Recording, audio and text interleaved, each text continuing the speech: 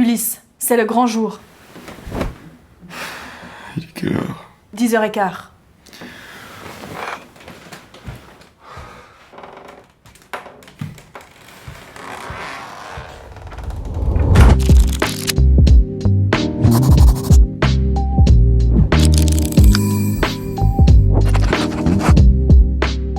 Depuis plus de 150 ans, les Suisses se rendent aux urnes le dimanche. Et c'est précisément parce qu'un max de personnes faisait la grasse mat ce jour-là que le 7e jour de la semaine a été choisi pour les votations. Et oui, il fallait que la majorité de la population puisse se déplacer pour y participer. Et puis après tout, pourquoi vouloir dormir après une longue semaine de travail alors que l'on peut effectuer son devoir de citoyen?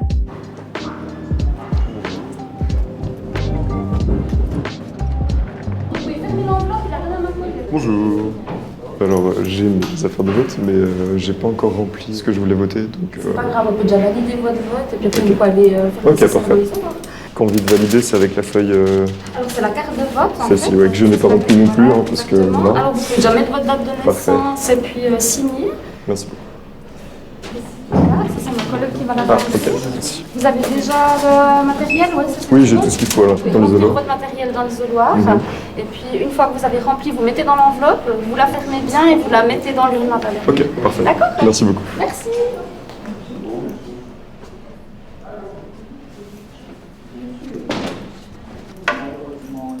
Depuis les années 90, le vote par correspondance s'est généralisé en Suisse. À l'heure actuelle, plus de 90% des votants font confiance à la poste pour transporter leurs précieuses voix. Si malgré quelques essais, le vote électronique est inefficace, le rendez-vous du dimanche, lui, reste incontournable avant ou après le café croissant.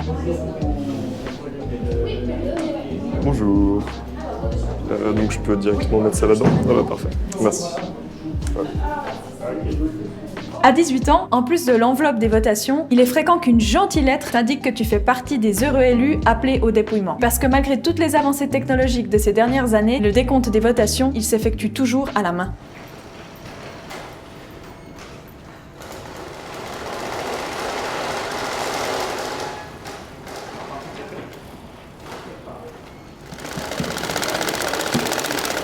Il y a des nouveaux?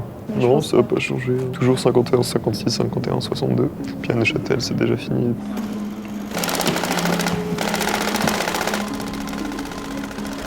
J'ai des super cartes, regarde. Là, t'as pour l'initiative contre l'élevage intensif. Pour l'instant, je crois que c'est mal parti. Ah, mais c'est rouge partout. Non, c'est en gros, rouge, c'est qu'il y a peu de oui. C'est en pourcentage de oui, donc rouge, c'est qu'il y a peu de oui. Ok. Oh là, c'était hyper serré. Ouais, 56, 50,6 et 49,4.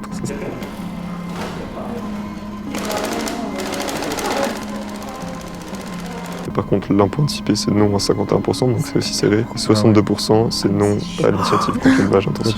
C'est en direct, ou? Ouais, c'est en direct. Am Sonntag hat die ganze Schweiz abgestimmt.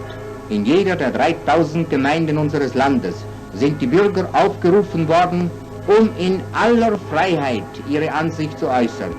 Was handelte es sich? Es war zu entscheiden, wie die Schweiz eines ihrer wichtigsten Güter verwerten soll. Die Früchte ihrer Obstbäume. Sollen sie gegessen oder getrunken werden?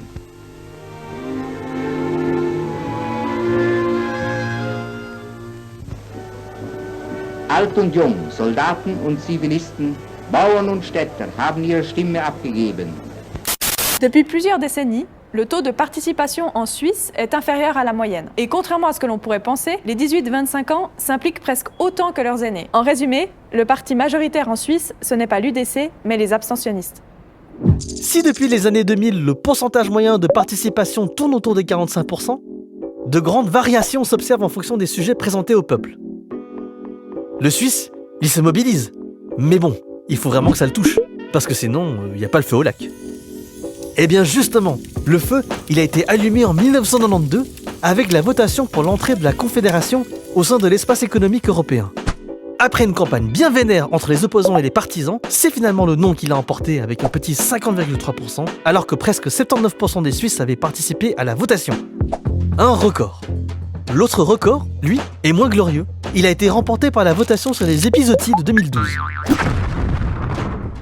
En gros, les vétérinaires et leurs familles, seuls capables de comprendre le texte en question.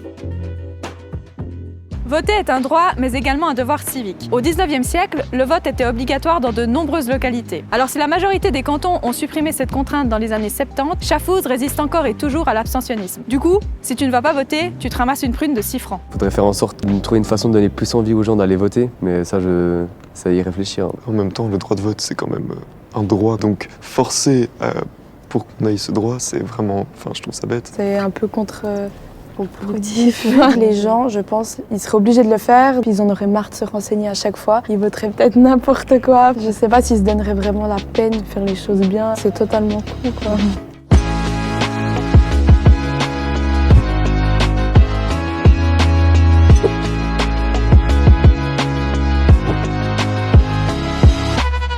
La Suisse a voté. Bonjour à toutes et à tous, bienvenue dans cette émission spéciale.